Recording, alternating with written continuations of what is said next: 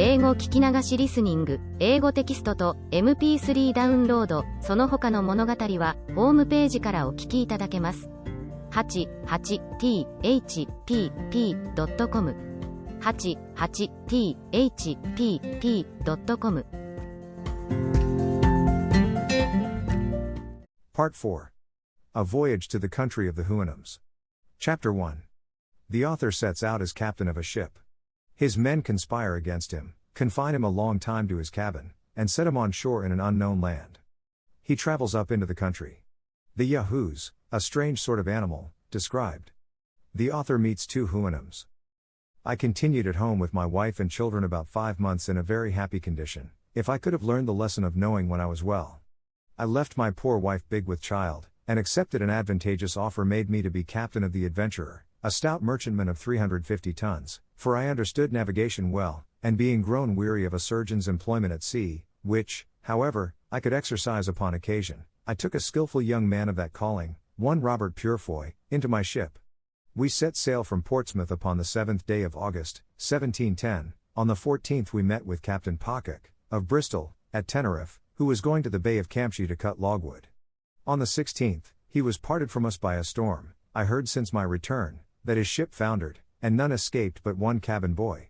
He was an honest man, and a good sailor, but a little too positive in his own opinions, which was the cause of his destruction, as it has been with several others, for if he had followed my advice, he might have been safe at home with his family at this time, as well as myself.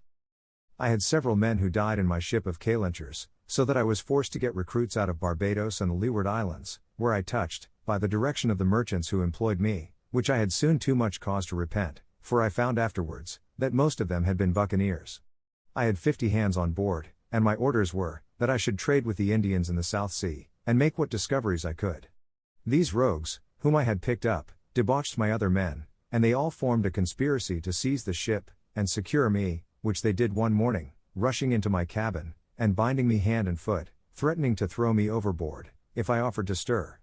I told them, I was their prisoner, and would submit. This they made me swear to do, and then they unbound me, only fastening one of my legs with a chain, near my bed, and placed a sentry at my door with his piece charged, who was commanded to shoot me dead if I attempted my liberty. They sent me down victuals and drink, and took the government of the ship to themselves. Their design was to turn pirates, and plunder the Spaniards, which they could not do till they got more men. But first they resolved to sell the goods in the ship, and then go to Madagascar for recruits, several among them having died since my confinement. They sailed many weeks, and traded with the Indians, but I knew not what course they took, being kept a close prisoner in my cabin, and expecting nothing less than to be murdered, as they often threatened me. Upon the 9th day of May, 1711, one James Welch came down to my cabin, and said, he had orders from the captain to set me ashore. I expostulated with him, but in vain, neither would he so much as tell me who their new captain was. They forced me into the longboat, letting me put on my best suit of clothes, which were as good as new, and take a small bundle of linen, but no arms, except my hanger, and they were so civil as not to search my pockets, into which I conveyed what money I had, with some other little necessaries. They rowed about a league, and then set me down on a strand.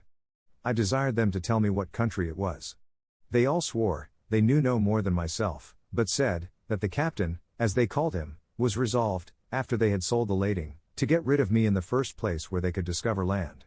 They pushed off immediately, advising me to make haste for fear of being overtaken by the tide, and so bade me farewell. In this desolate condition I advanced forward, and soon got upon firm ground, where I sat down on a bank to rest myself, and consider what I had best do. When I was a little refreshed, I went up into the country, resolving to deliver myself to the first savages I should meet, and purchase my life from them by some bracelets, glass rings, and other toys, which sailors usually provide themselves with in those voyages, and whereof I had some about me. The land was divided by long rows of trees, not regularly planted, but naturally growing. There was great plenty of grass, and several fields of oats. I walked very circumspectly, for fear of being surprised, or suddenly shot with an arrow from behind, or on either side. I fell into a beaten road, where I saw many tracks of human feet, and some of cows, but most of horses. At last I beheld several animals in a field, and one or two of the same kind sitting in trees. Their shape was very singular and deformed, which a little discomposed me, so that I lay down behind a thicket to observe them better. Some of them coming forward near the place where I lay, gave me an opportunity of distinctly marking their form.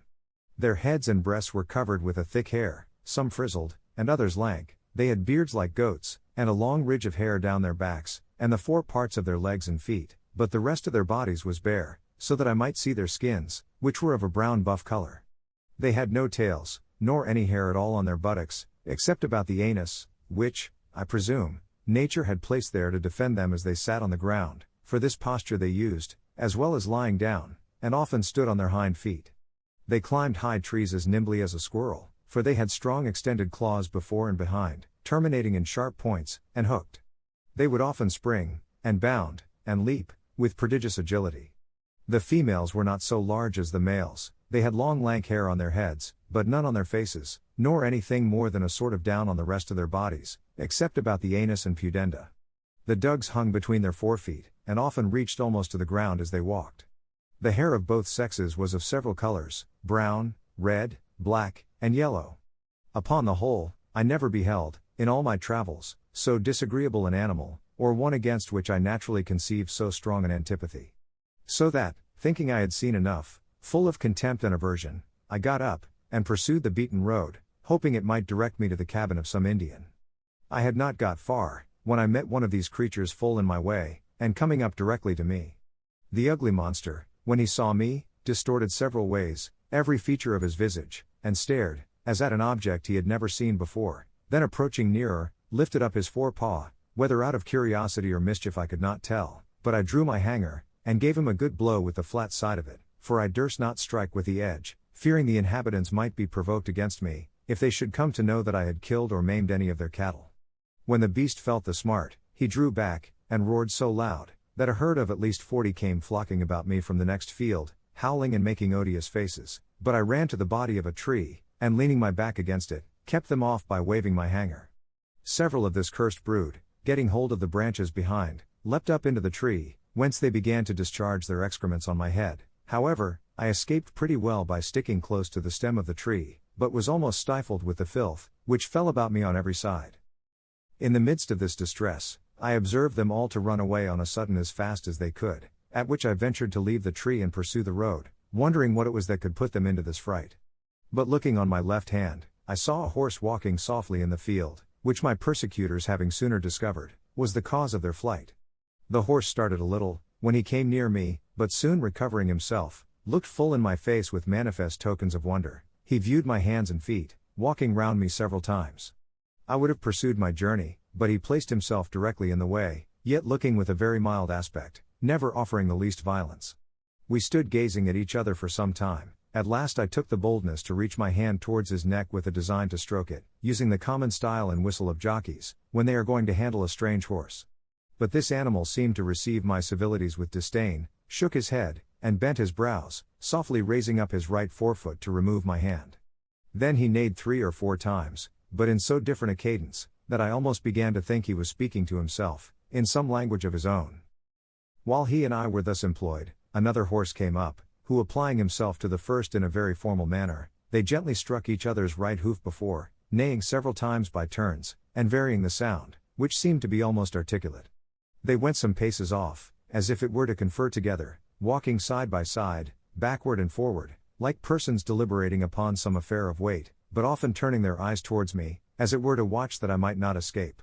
I was amazed to see such actions and behavior in brute beasts, and concluded with myself, that if the inhabitants of this country were endued with a proportionable degree of reason, they must needs be the wisest people upon earth. This thought gave me so much comfort, that I resolved to go forward, until I could discover some house or village, or meet with any of the natives, leaving the 2 horses to discourse together as they pleased. But the first, who was a dapple grey, observing me to steal off, neighed after me in so expressive a tone, that I fancied myself to understand what he meant, whereupon I turned back, and came near to him to expect his farther commands, but concealing my fear as much as I could, for I began to be in some pain how this adventure might terminate, and the reader will easily believe I did not much like my present situation. The 2 horses came up close to me, looking with great earnestness upon my face and hands.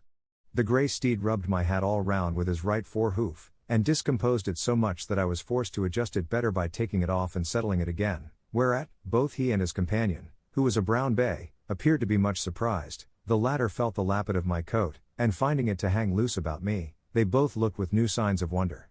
He stroked my right hand, seeming to admire the softness and color, but he squeezed it so hard between his hoof and his pastern, that I was forced to roar, after which they both touched me with all possible tenderness. They were under great perplexity about my shoes and stockings, which they felt very often, neighing to each other, and using various gestures, not unlike those of a philosopher, when he would attempt to solve some new and difficult phenomenon.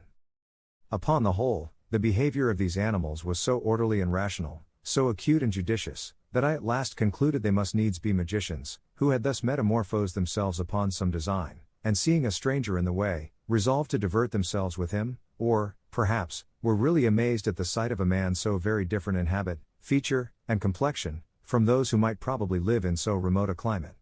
Upon the strength of this reasoning, I ventured to address them in the following manner: Gentlemen, if you be conjurers, as I have good cause to believe, you can understand my language, therefore I make bold to let your worships know that I am a poor distressed Englishman, driven by his misfortunes upon your coast, and I entreat one of you to let me ride upon his back, as if he were a real horse, to some house or village where I can be relieved. In return of which favor, I will make you a present of this knife and bracelet, taking them out of my pocket. The two creatures stood silent while I spoke, seeming to listen with great attention, and when I had ended, they neighed frequently towards each other, as if they were engaged in serious conversation. I plainly observed that their language expressed the passions very well, and the words might, with little pains, be resolved into an alphabet more easily than the Chinese. I could frequently distinguish the word Yahoo, which was repeated by each of them several times, and although it was impossible for me to conjecture what it meant, yet while the two horses were busy in conversation, I endeavored to practice this word upon my tongue, and as soon as they were silent, I boldly pronounced Yahoo in a loud voice, imitating at the same time, as near as I could, the neighing of a horse, at which they were both visibly surprised, and the grey repeated the same word twice, as if he meant to teach me the right accent, wherein I spoke after him as well as I could, and found myself perceivably to improve every time, though very far from any degree of perfection. Then the Bey tried me with a second word, much harder to be pronounced, but reducing it to the English orthography, may be spelt thus, Huanum. I did not succeed in this so well as in the former, but after 2 or 3 farther trials, I had better fortune, and they both appeared amazed at my capacity.